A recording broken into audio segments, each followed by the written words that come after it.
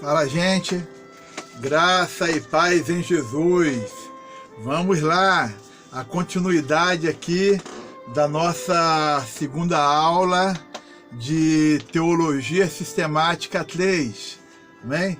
Para constar, é a nossa terceira parte aqui de nossa aula. Bem, eu já havia posto no quadro o início, né, da teontologia, e vamos dar continuidade aqui, amém? Teontologia significa doutrina sobre o ser de Deus, entendeu? Então, basicamente, estamos na teologia sobre Deus, amém? E hoje aqui nós estamos falando aqui sobre a existência de Deus. E eu escrevi aqui no quadro o seguinte: primeiro, sua existência declarada. As Escrituras, em parte alguma, propõem uma série de provas da existência de Deus, como preliminar à fé. As Escrituras não procuram provar a existência de Deus. A Bíblia diz que aquele que se aproxima de Deus é necessário que tenha fé. Mas nós temos alguns argumentos que nós vamos dar uma olhadinha aqui. Amém? Vamos lá.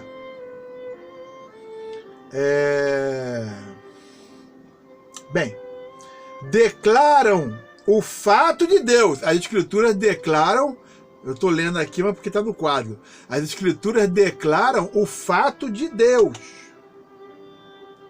Entendeu? E chamam o homem a aventurar-se na fé. O que se chega a Deus, creia que há Deus. Isso é uma versão mais atual, né? No contexto bíblico fala que aquele que se aproxima de Deus, creia que Deus existe. Creia que há Deus. É importante. É o ponto inicial na relação entre o homem e Deus. É crer. Crer. Deus, ele é abstrato. Deus não é palpável, visível. Assim como a alma do homem não é palpável, não é visível. Nós vemos algumas características da alma do homem em algumas situações que é demonstrado na face da pessoa. A gente olha assim, a alma dessa pessoa está triste, ou a alma dessa pessoa está alegre. Então eu posso falar o seguinte: eu estou sentindo Deus.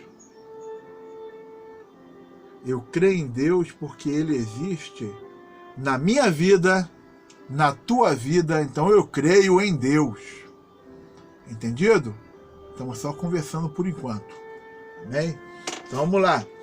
Aí eu escrevi aqui no quadro o seguinte: sua existência provada. Sua existência provada. Aí nós temos aqui, irmãos, 1, 2, 3, 4, 5 argumentos. O primeiro argumento é o argumento cosmológico. O segundo argumento, o argumento teleológico. Depois nós temos o argumento antropológico. Temos também o argumento histórico. E temos o argumento do consenso comum. Então vamos lá. Botei aqui no quadro. O primeiro argumento, né? Fala o seguinte: o universo deve ter uma primeira causa ou um criador. É o argumento cosmológico da palavra grega cosmos, que significa mundo, né? Inclusive, quando você estuda as leis da termodinâmica, as leis da termodinâmica, você vai chegar à seguinte conclusão: para que alguma coisa exista, algo tem que ter empurrado. Não pode simplesmente existiu por existir, apareceu por aparecer. Nas leis da termodinâmica, nós chegamos à conclusão que quem acendeu o pavio foi Deus. Se alguém criou alguma coisa, quem botou a mão na massa foi Deus. Se alguém explodiu alguma coisa, quem acendeu o pavio foi Deus. Então, tem que ter uma causa ou um criador. O argumento cosmológico. Nós temos o argumento teleológico. Aí o nosso segundo ponto aqui fala o seguinte. Aqui embaixo começa aqui. O desígnio evidente no universo aponta para uma mente suprema. Aponta para uma mente suprema. O que é isso? É o argumento teleológico de teléos, que significa desígnio ou propósito.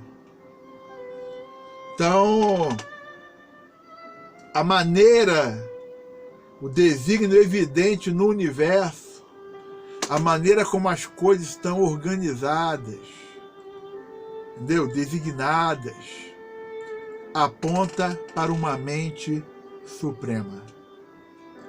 Isso é algo que é estudado, é algo que está dentro do contexto científico e nós temos total tranquilidade nesse argumento teleológico. Ok? Vamos lá.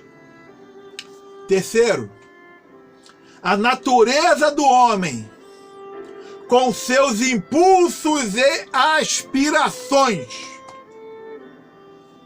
assinala a existência de um governador pessoal, algo que governa o homem.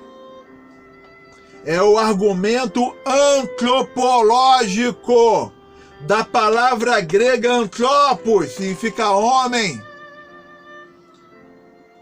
Quem estuda a antropologia,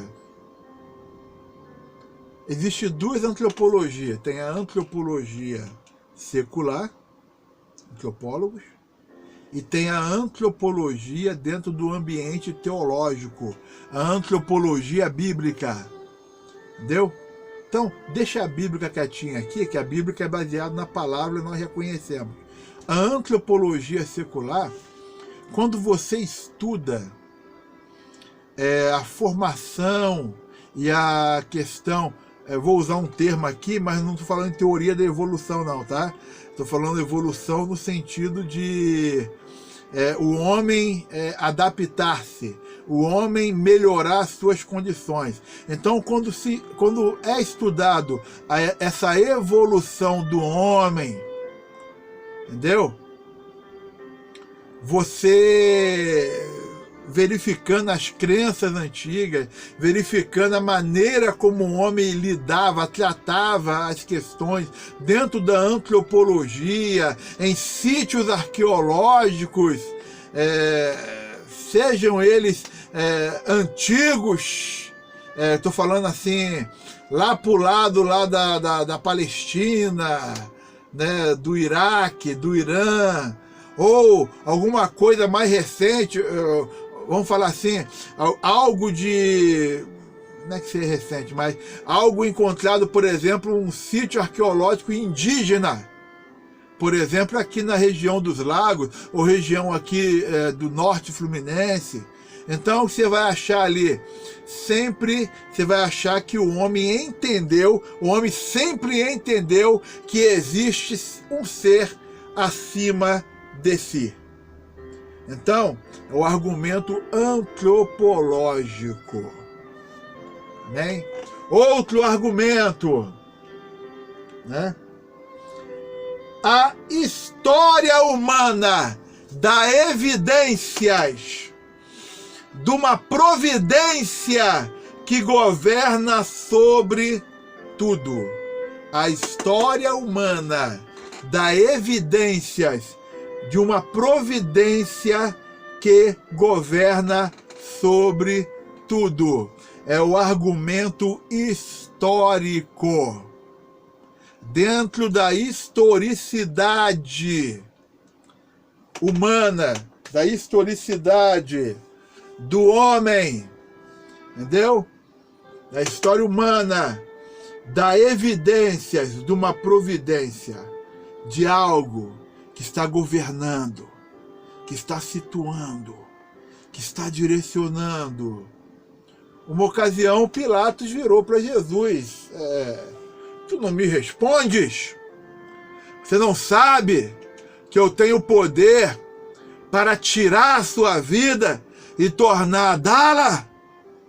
Aí Jesus olhou para Pilatos e falou o seguinte: nenhum poder você teria se do alto não lhe fosse concedido. É a providência. Quem manda é a providência. Você governa, mas é a providência que está governando. É a providência que está direcionando. Ok? Estou aqui conversando. Vamos lá. E o último argumento é a crença universal. É o argumento do consenso comum, o qual vem estar abrangendo os demais argumentos também, para ter uma resposta a respeito da existência divina em si. Amém? E eu quero finalizar esse pedacinho aqui com os irmãos aqui, com uma passagem bíblica, Romanos, capítulo 2, versículo 11 ao versículo 16. Diz assim a palavra de Deus: porque para com Deus não há acepção de pessoas. Versículo 12. Porque todos que sem lei pecaram, sem lei também perecerão. E todos que sob a lei pecaram, pela lei serão julgados. Versículo 13. Porque os que ouvem a lei não são justos ou justificados diante de Deus, mas os que praticam a lei hão de ser justificados. Versículo 14. Porque quando os gentios que não têm lei fazem naturalmente as coisas que são da lei, não tendo eles lei para si mesmos são lei. Versículo 15. Os quais mostram a obra da lei escrita em seus corações, testificando juntamente a sua consciência e os seus pensamentos, quer acusando-os, quer defendendo-os. E versículo 16, no dia em que Deus há de julgar os segredos dos homens, por Jesus Cristo, segundo o meu Evangelho, escreveu Paulo. Existe uma lei que está dentro do homem. Existe uma lei que está dentro da pessoa. Existe uma lei que está viva. É uma lei escrita. Se o homem não tem uma lei escrita numa época da sua existência, mas sempre não existe desculpa, existe uma lei escrita dentro da pessoa. Amém? Que o Senhor te abençoe grandemente. Finalizamos por aqui. Graça e paz em Jesus a todos. Amém.